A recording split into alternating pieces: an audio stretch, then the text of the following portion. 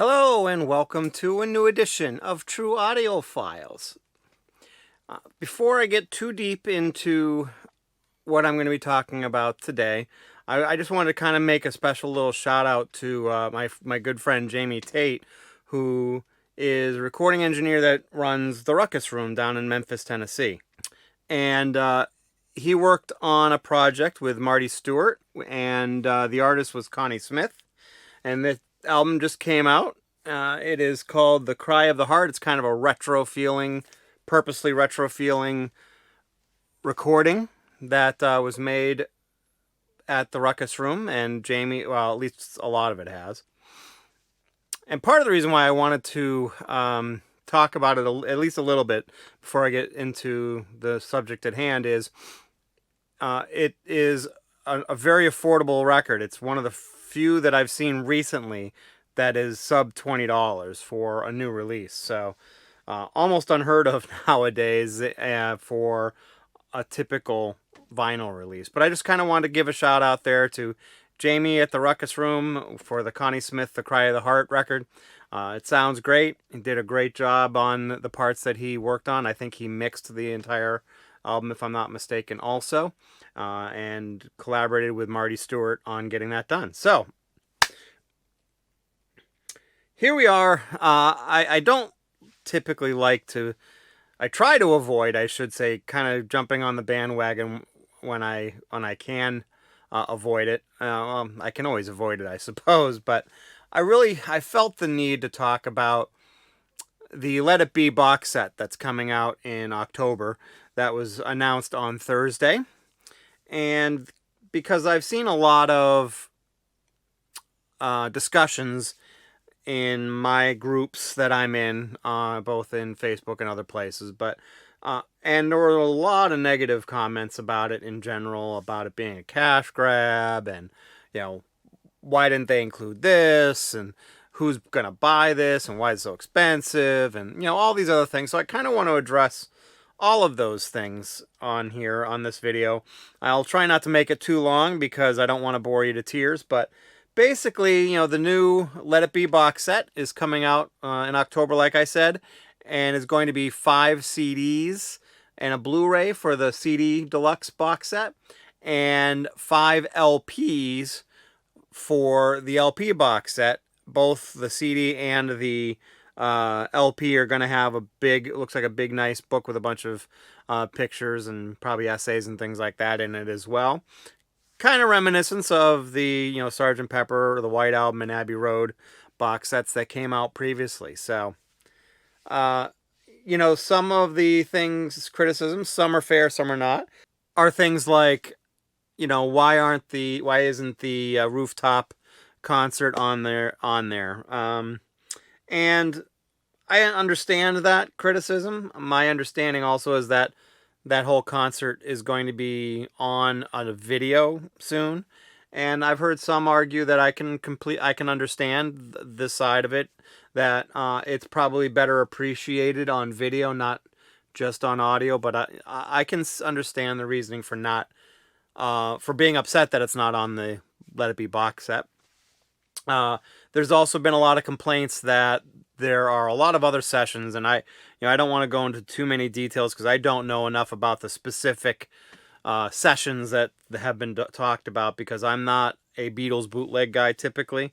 I appreciate these box sets when they come out because I actually hear these things fresh for the first time in many cases, so it's kind of a nice, pleasant surprise to hear them. But, there's been a lot of talk of a lot of things that were omitted, essentially, from this box set. Again, fair criticisms. When it comes to all the tracks that people talk about that were left off of the box set, my feeling on this is, I've heard different things about why they think that they weren't put on. Some think the sound quality was lacking and things on that nature. But the other thing I think is a good point to this is they're already charging an exorbitant amount of money for these sets, and I think that making this a 10-disc box set and wanting to charge, then in turn they would probably want to charge $200 or $300 for a box set. And I just think that it just comes to a point where you guys say, okay, what makes the most sense? What tracks do we feel, the people that put this together, are going to be the best tracks to really complement the Let It Be album itself? So that's my take on it, and that's what I think of it is anyways, in terms of the tracks that were omitted, the sessions, some of the sessions that were omitted off of this set. I think that's a big part of it, and a big part of why they decided not to have them on here. So I know that there were also a couple of things that there were some mentions of some cover tunes that they were doing in some jam sessions and things, and I'm sure that part of it has more to do with not wanting to have to deal with trying to get the rights to them and paying the royalties and things like that for a deluxe box set. So that part of it I can understand too. So anyway, that's kind of my take on the tracks that were not put onto the deluxe box set. One last one, which I think is probably the most fair criticism that I've heard that I can understand. Well, there's two of them, is that the CDs are very short. Obviously there's one, not obviously, but one of them is an EP, and so I'm not really sure what the logic was on that in particular. I mean, I think some of the logic has to do with each CD kinda is its own unique perspective on the information that's on Let It Be, I suppose. So I think that might be part of the reason why they did it. I think it also, although I don't understand why they would do this, I think it was also probably partially to make the CDs and the LP box sets be the same amount of discs, if you will. Although that, in my opinion, doesn't hold much water to me. But the biggest, so I can understand all that. But the next one that makes the most sense to me, that is the biggest argument, is the cost of it. I mean, I think it retails, the CD box set, I think it retails for like $130-ish for retail price, and the LP box set is $200. Both of which are pretty outrageous, especially considering the CD box set basically has 6 discs if you include the Blu-ray, and that's more than $20 a disc, so it makes no sense.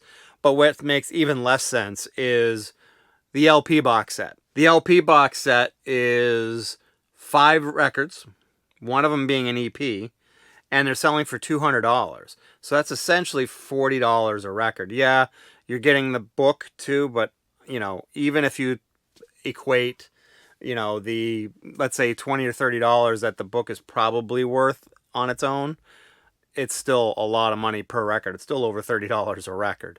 So, even if you thought that the book was worth $50, each record on average is still $30 a record, which is just insane. And I know that in many cases, those are kind of sort of the going rates for box sets right now. Especially for big time bands like the Beatles or the Rolling Stones or Pink Floyd or, George Harrison, for example. But it just still seems really extreme to me. I think more realistic pricing would have been something like on the CD Blu-ray box set, maybe $80 to $100, and the records would be probably, I could understand, $120, $130 retail. Now, that being said, as of last night, the night before I filmed this, Pop Market had the records, the 5 LP record box set, on sale for $130, and they have a coupon code, which is THANKS10, that's THANKS10, for an additional 10% off. So you could actually get the LP box set with tax included for less than $125, I think, which is a lot more reasonable. Still borderline expensive, but a lot more reasonable. So if you're wanting the vinyl box set of the Let It Be, hopefully popmarket.com still has it for the pretty fair price there.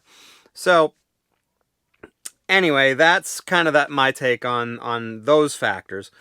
One of the things that drives me crazy, and it's been happening with all the Beatles stuff, and most of the things. There's only one exception that I'll get into, but that is, there's a Blu-ray or a DVD that's typically included in all these super deluxe box sets, at least the CD version. When they have the LP version, they don't include that DVD or Blu-ray. Now, I don't understand the logic behind that, because I don't think that people that buy records are not interested in the video or the DVD or Blu-ray of whatever is coming with the CD box set. So I'm not sure I understand the logic behind that, especially since there's content on that disc that is not available anywhere else but on that Blu-ray, and you're buying a super deluxe box set on record, and or just in general, you're buying a super deluxe box set. So the CD and LP ones should have the same exact content on them. And the fact that they leave out that Blu-ray or DVD, to me, is just criminal, in my opinion. And as usual, as is with the case with most super deluxe box sets, it does not come with any kind of a download code if you want to be able to get the high resolution or the highest resolution audio digitally from the box, which, again, just because you like vinyl doesn't mean you don't like digital or you don't want to have a digital copy of it. And I think it's only fair that you don't have to spend extra money to get that if you want it, if you're buying a super deluxe box set. And as a matter of fact, looking on this one, at least with the George Harrison one, even though it was insanely expensive, at least his like uber deluxe box set had the download codes. I'm almost positive on that. I think the Beatles ones should do that as well, especially considering what they're retailing for. The price that you're paying, I don't think you're getting full value for that. But that's kind of the going rate right now, unfortunately. So those are my biggest gripes. But I think that I'm still personally looking forward to the Let It Be box set. I typically like the remixes that are done by Giles Martin, both the surround sound and the stereo one, which I'm in the minority on that one when it comes to all my friends. But I still enjoy them, although I didn't like Abbey Road quite as much as the other two. But I'm still very much looking forward to this. I've heard the surround sound version of the song Let It Be. It's available on Apple Music if you want to listen to the surround sound version, or I'm pretty sure the lossless audio version is probably available on places like Qobuz and Tidal and other sources as well to stream. So you can kind of hear it before you make your purchase. But I think that's everything I wanted to say about that. I would love to hear your input and get your take on what you think. These are, as you know, if you've watched any of my videos, these are kind of some of the pickups I had this week. I carefully had some reflection on this one just because I don't want YouTube to ban my video or remove my video because of the nudity that's on it. It's the new Halsey album. I do want to make a quick talk about that, very quick, is that it's very good. And what I really like is she actually got the assistance of Trent Reznor and Atticus Ross. I hope I'm saying his name right, but they are basically Nine Inch Nails now. And it definitely has a kind of a hybrid feel to it of a Halsey record and a Nine Inch Nails record. And so it's basically Halsey with an edge, in my opinion. And I really like that. I think it was done well. I have a couple more listens I want to do to it before I place it up there high on my list of best of 2021. But so far, I'm really enjoying it. So anyway, that's all of that. I want to hear your take on the Let It Be box set. What are your gripes, your pros, your cons on it? What are you looking forward to, if you're looking forward to it at all? If you liked this video, please hit the like button. If you want to see more of my videos, hit that subscribe button. Hit the alert bell when you want to know when my new videos come out. And then I have my social media pages listed down below in the description if you want to hit those up. I apologize. This week has been a lot. Been pretty lackluster because I was on vacation or a staycation where I had a lot of things that were non-music related I had to get done. So I didn't really spend a whole lot of time on my social media pages this week, but I plan on going back a little more full force next week. So anyway, that's everything I've got for today. I hope you enjoy the video. Have yourself an awesome day. Thank you very much.